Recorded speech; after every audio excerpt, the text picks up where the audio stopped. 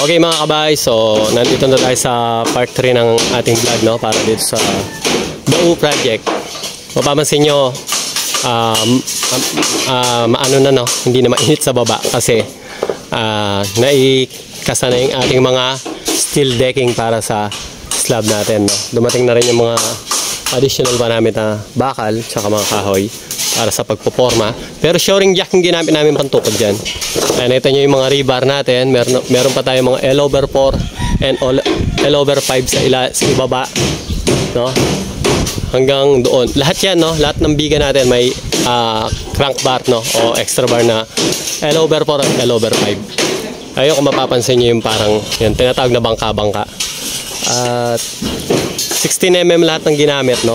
16mm lahat sa mga poste, biga, pati yun dun sa aming tie beam 16mm, no? Dito 6 na 16mm, tapos kung idadagdag mo pa tong 6 din tong crank bar nya, yung bangka-bangka nya, no? So napaka solid niyan. Punta tayo dito sa baba, mainit si Papang Willie, siya ang gumagawa at nagtatabas ng mga siding ng forma, no? Tapos inaakit dito yan para sa taas naman. Mamaya akit tayo, papakita ko sila real na sa taas, sinasara nila yung mga siding. So ito yung steel decking natin, no? Ayan ang ating steel decking. So medyo nakatipid tayo dito sa mga ginamit namin, mga lumang kahoy, no? Yung mga hindi kayang kainin ng ana ito kasi ang titigas. So siyang ginamit namin pansalo sa ating steel decking. Tapos tinukura naman natin ang mga shoring jack, no? Nag-rent na lang tayo kasi mas sureball ito, no? Tsaka mas makakatipid ka pagka mag-rent ka na lang instead na bibili ka ng mga solid na 2x4. Pero kung may paggagamitan ka nun after ng construction, mas sulit na bumili ng kahoy kasi marami talagang kakainin ng kahoy ito. So monolithic, no? Yung boost namin dito is isang buo lang lahat. Dito kiniklear nila yung area kasi original plan dito sa plano, meron pa tayong storage dito, bodega. Sa original plan ang bubong nun is steel roof lang o yero lang. Pero ngayon, yung may-ari gusto niya i-full slab na to, kasama na to. So postehan namin dito, isa pa. And then magre-ready kami para sa biga, para makapagbuhos kami. Akit tayo mga kabahay para makita natin yung view sa taas. Okay, ito naman yung view natin sa taas. Ayan. Ito nga pala, kung mapapansin nyo, naka-cantilever ito. Family room ito, family room. O parang entertainment room, ganun. Itong magiging family room na to, family area. Mapapansin nyo, naka-cantilever siya pa ito. Ayun lang yung poste natin, wala tayong poste sa baba. So nakahang siya, no? Cantilever na tinatawag. So naglagay kami ng extra na poste rito, kahit 20x20. Ito naman ay kukonekta o sasabit sa beam pagka nagbiga kami sa taas. So instead na sa baba, kasi pag sa baba sagabal siya sa ilalim, no? Pangit tingnan. So instead na sa baba, dito kami naghang. Maliit lang naman itong magka-cantilever na to. Wala man itong 2 meters, nasa 1.8 lang itong magka-cantilever na to kasi doon sasaluin na siya ng poste. And then dito kumonekta na to dito sa biga na to, na nakasampa naman sa mga poste na to. Kita niyo yung pagbabakal natin mga kabahay, no? Napaka-solid. At napaka-solid din ng init. Bumabanda yung init ng araw sa mukha dahil nagre-reflect. So silong muna tayong konti. Ayan. So bukas ready na kami magbakal para sa slab natin dito, no? Sa concrete slab natin sa sahig. Ready na kami magbakal. Dati nag-vlog ako, pinakita ko doon kung paano ang pagbabakal ng steel decking, no? Mga spacing. So try natin gumawa ng hiwalay na vlog or kasama na. Bibigay ulit tayo ng tip doon sa pagbabakal ng steel decking mga kabahay. So abangan nyo yan. At yan, napakita ko sa inyo na mag-weldingin din namin yan, no? Siguro gagawa tayo ng rail dyan. Dito yung slab is magtutuloy na doon. Pero gagawin natin mas mababa ng konti kasi nga ito is floor para sa kwarto. Yun naman is magiging roof na, no? So kung roof yun, dapat mas mababa siya dito para walang chance na pagka umuulan is sumingit pa doon sa pagitan ng CHB na wall natin, or I mean yung ACC na wall natin. Hindi na makakasingit sa pagitan nun yung tubig kasi mas mababa na ito. And then slope namin pababa dito sa harap. And then maglalagay na lang kami ng mga downspout namin. Ayan guys, napakainit pa rin sa Pilipinas. Kailan kaya ulan ng snow? Alright, so yun muna mga kabahay sa unang video dito sa part 3. Nga pala, explain ko. Ito balcony ito. Mapapansin nyo ayan, itong pahaba na to is balcony ito. Mula lang dito sa biga na to hanggang doon, siguro nasa 3 meters ito, no? Yan, babakalan ito and then isasara yung sidings ng biga and lalagyan ng steel decking. So ito na lang yan yung tatapusin nila doon may nag-prepare na rin para mag-okay, okay? So update tayo uli bukas. Ayan guys, so nagbabakal na kami ng steel decking, no, para sa slab na flooring natin. Then sumasabay na rin ako ng plumbing ko dito. Patapos na ako, no? Halos kompleto na ako. Ito yung itong elbow na to, huwag niyong intindihin to. Wala yan. Silalpak ko lang yan para may sasandalan yung PPR natin at matali ko silang dalawa. Pero tatanggalin ko rin yan para hindi na siya gumalaw. Ito yung water supply natin katabi ng laboratory natin na sink. No? Siyempre dyan manggagaling yan. Kasi pwede tayo maglagay ng gate valve natin dito para pagka pinatay, masya-shutdown niya lahat yung connection dito sa bathroom kung kailangan ng maintenance. Kaya tinabi ko na lang yung pinaka-main natin na connection papunta pababa para dito ako mag-connect ng ating gate valve. Kasi kung doon ko inuuna sa may shower, mahirap yun, no? Hindi ko siya malalagyan ng gate valve doon kasi pangit naman shower tapos may nakalabas na gate valve. Ito pag nag-cabinet dito sa ilalim o kaya kahit hindi siya masagwa. So ganun ang diskarte dyan, no? So ito, ang gagawin ko rito, magtiti ako. Yun ay magsisilbi niya parang elbow palabas doon sa drain ng laboratory. And then kaya ako magtiti, idediretso ko na hanggang ceiling kasi kailangan ito ng air vent. Mas maganda may air vent yung ating mga drain, no, na drain pipe na laboratory para hindi siya mabulunan. So ito yung para sa water closet natin, floor drain din ito. Floor drain yun, naman yun ng ating shower area. So yung air vent na lang ng pasingawan na lang ang ginagawa ko. Ito na lang ididikit ko sa biga.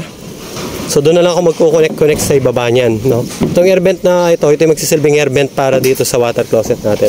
So ito na lang, tapos na tayo, no? And dumating na rin sila Greg. At babanatan na nila yung electricals, no? Ito na yung bakal natin. Pagbabakal natin dito sa bawat pagitan nito, no, ang distance niya is 30 cm. Tapos nag-15 na lang ako dito. Pero 12 mm ang gamit namin, no? Top and bottom bars. Okay na yan, napakatibay niyan. Basta steel deck, kasi yung steel deck is nakapag-contribute din sa tibay yan. Tapos pakita ko yung dito, yung hinabol namin, no? Dapat sana ito, sabit pa ako sa alambre. Dapat sana ito is, ang roofing niya is ordinary lang, no? Na metal roofing. Pero gusto nila ngayon na ipa-diretso na ng slab, no? Ito kasi is storage lamang. So dahil storage, no, gumawa lang tayo ng maliit na poste natin doon, no?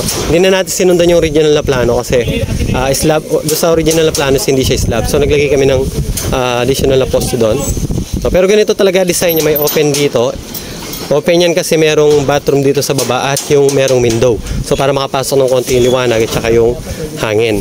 Kaya meron siyang slot para dyan. So gumamit na lang kami ng 6 na 12 mm dyan para sa main bar ng biga. At medyo mas mapapansin, medyo mas mababa siya, no? Kasi roofing yan, hindi siya pantay rito. Para at least pagka sabihin na natin na malakas ang ulan, walang chance na makapasok dito sa kabahayan. So tatapusin namin yan para may sabayan sa buhos. Ayan. Tapos doon naman sa ating banda dito sa ating hagdan, ito yung parang pinakahuling na magiging landing pag-akyat mo, eh. Itong maliit na area na ito. Ayan, nakaabang na yung mga bakal natin. Yan, inabang na ni Bapang Willie yan. Dito yung hagdan natin sa gawin na to. Okay, so malapit-lapit na tayo magbuhos. At yun, subaybayan nyo na yung pagbubuhos namin dito mga kabahay. Malapit-lapit na yan, mga ilang araw. Okay. Ayan guys, natapos na namin yung bakal ng slab namin. Alright. So, pasado alas 5 na ng hapon. At medyo OT lang kami, no? Medyo lang. Hanggang 6 lang siguro. Pero sila Greg, tatapusin daw nila electrical ngayon. Nagre-ready kami siguro 1 to 2 days. Pagbuhos na kami. Ayan. So, itong balcony bukas, yan babanatan ni Dan yan. Babakalan yan. At popormahan yung slab para mabuhusan. Ito, natapos na, oh. So, priority namin ito ngayong araw. Natapos na itong pormahan. Dito hindi na kami gumamit ng steel decking, no? Dahil maliit lang yan. Gumamit lang tayo dyan ng yan, yung mga tira namin ng crocodile na phenolic board. So, babakala namin to. 15-15 ang pagitan. Dahil 12mm naman ang gagamitin namin. Top and bottom bars, 12mm pareho. No, 15-15 yung ating spacing dyan. Tulad dito, 15 yung ating spacing dito. And then dito, every 30 cm. Doon sa pagitan nung nakita nyo yun yung malalim na part. Yan, may bakal lahat yan. Nakatapat lahat doon. And then, naka-hook connected sa ating mga biga. Ayun na nagagawa nila, Greg. Oh. Dami na. Palabas doon sa papunta doon sa ating main breaker. Alright, so update tayo ulit bukas mga. Alright, good morning mga kabahay. So dumating na rin yung pinakihintay natin. No? Kami pala. Araw ng pagbubuhos itong ating slab. So actually nakapag-umpisa na kami. Papakita ko sa inyo. Ayan, tulong-tulong yung mga tropa dito. No? Dito muna kami lahat. Ayan, no? Ayan, nabuhusan na itong ating storage. So yung bodega natin malapit na yan. Pakita ko sa inyo dito. Ayan, tulong-tulong yung mga tropa dito. Nagdagdag pa tayo. Ayan guys. Ayan si Bay, sinugod niya na yung ano. Inapakan na yung semento, mamaya butas-butas yung paa mo. Okay. Salamat naman nagsama yung panahon, no? Kasi dalawang araw na makulimlim, paambon na bon, paulan-ulan. Pero ngayong umaga ng araw ng pagbubuhos namin, napakaganda ng panahon, no? Kanina ng umaga makulimlim pa nga, kaya medyo kinakabahan pa ako, no? Mga alas 6, no? Pagising natin. Tapos mga bandang alas 7, mga bandang alas 7, yes, mga gano'n, no? Past 7, sumikat na yung haring araw, no? Kaya salamat naman at makakapagbuhos tayo. So nandito ako ngayon sa balcony. Ito, no? Ito mga bakal na nakita nyo, abang yan sa canopy. Ayan. So mamaya update ko kayo ulit mga kabahay dito sa ganap dito sa aming pagbubuhos. Alright? Nako guys, ito na yung kinakatakutan namin. Ayan, no? At medyo umaambon na. Pero ito mga nagdaan nakaraang araw, lagi naman na ganyan lang kahina, ambon-ambon lang. Sana gumanda pa rin panahon ng mamaya, or sana wag niyang ituloy talaga na ibagsak ang ulan. So, ito nga to, may mga laman na rito kalahati. Yung puno na, ito puno na rin. Biga. Ayan, may laman na rin to doon. So, ito na muna, no? Ayan. So, mananangalian na muna kami guys sa baba. Andunin muna yung mga boys, no? So, kain na muna kami ng mahaga para mamaya magkaroon ng lakas o persa para mamadaliin na namin ito guys. Alright, so pakita ko sa inyo doon sa baba. Ayan, so okay, so kain na. Ito natin yung niluto namin dito. Ayun, no, niluto ni Papa Willie yan. Sinigang na baboy. Alright. Balik ka, Bab. Kailangan mo balik. So ito yung sitwasyon sa ilalim. Ayan, sa ibaba. Okay na to, no? Sihuli na namin yung asintahan dito, no?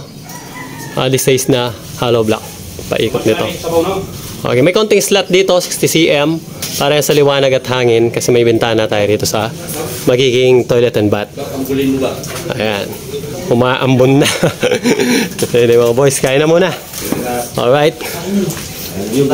Okay, mamaya na lang uli. Alright guys, so pinapaubos na muna ito. Break time muna, no? Ayan, rianda muna. Bumili lang tayo ng para mabilis na lang.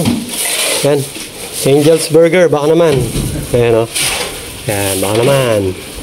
Tsaka sa Coke Kasalo, baka naman. So, mahigit kalahati na kami. Mamaya akit ako, papakita ko sa inyo mga kabahay doon, no? So, pagtapos nito, magbe-break time muna. Kaya pinapatay muna natin yung mixer. Okay? Bye! Bye, pakita mo yung paa mo. Sa mga gusto nga palang umorder ng precast, eto.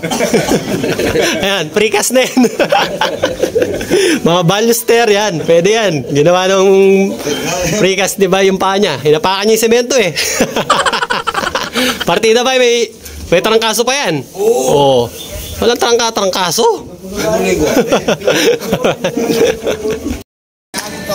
Ayan guys, medyo konti na lang. So yun na lang part na yan, no? Dito nabuli na to ni Ariel eh. Ayan, oh. Medyo tuyo na. Nahapakan ko na nga, oh. So, okay na itong ano natin, storage. Tapos itong 4 span yan, no? 4 na span. So, itong dalawang span mahigit. Kasi ganito lang yung pangalawang span, itong biga na to. So, dalawang span na mahigit, tapos balcony, nasa-up na rin ng konti. Ito na yung sa may part ng hagdan. So, ito na lang.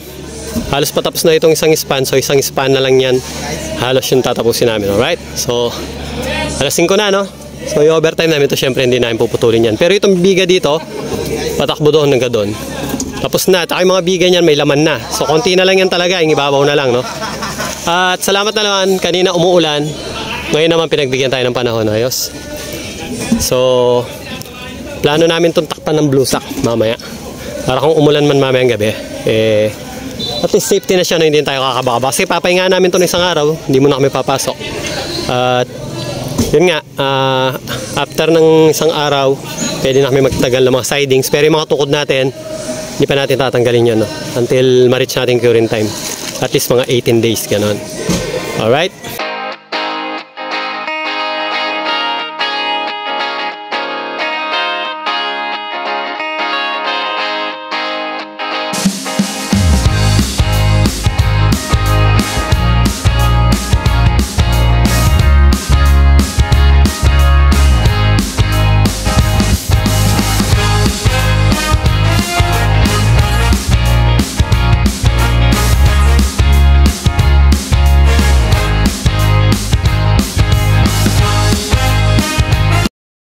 Ayan guys, patapos pa lang kami, no? Pasado alas 6 na. Pero konti na lang to. Ayan. Ayan. Ayan, hanggang doon. Yun na lang part na yun, no? At titing na lang. Yung mga biga, tapos na. May mga laman na yan. So ito na lang talagang ibabaw ang pubusan. Ayan, si Joseph binabara niya na. Pero kailangan may mag-overtime mamaya.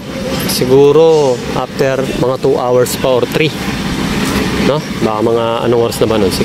Mga alas 9 ng gabi siguro para matungtungan to at mabuli. Siguro may iwan na lang kami ni Dan. O babalikan namin, ganun ang diskarte. Dala na lang ako ng emergency light. So kailangan kasi maganda talaga mabuli siya, no? Para maiwasan yung crack. No? And then kung ano, na kailangan, ayan, medyo may konting kulimlim, pero maganda na yung, gumanda na yung panahon, no? Ayan. May binili na ako pang emergency yung blue sack na itatakip namin dito mamaya. Alright? Update ko kayo mamaya pagka natapos na namin. Pero siguro mamaya medyo madilim na yun. At ipapakita ko rin bukas pagka babalik ako dito, no? Pero bukas wala muna kaming pasok. Pero ipapakita ko sa inyo to bukas pagka natuyo na. Alright, so hindi ko na napakita nung natapos yung pagbubuhos namin kasi medyo nabutan na kami ng medyo madilim na rin nun, eh. Kaya hindi ko na binidyohan kasi hindi na magiging maganda yung quality nun, no? Hindi nyo na rin ganong makikita mga kabahay. So ngayon, gusto ko lang ipakita sa inyo, after pala namin buhos, kinabukasan pinahinga namin ng isang araw yan. So Lunes kami nagbuhos, Martes di kami pumasok. Ngayon ay araw ng Miyerkules. Kasi ang dahilan, isang araw namin pinahinga para magtanggal kami para siguradong tuyo na to, bago kami magtanggal ng sidings. Yung iba, kinabukasan lang nagtatanggalan ng sidings, no? Niwasan kasi natin yung masyadong medyo malambot pa, no? Mga bungi yung ating mga biga, tsaka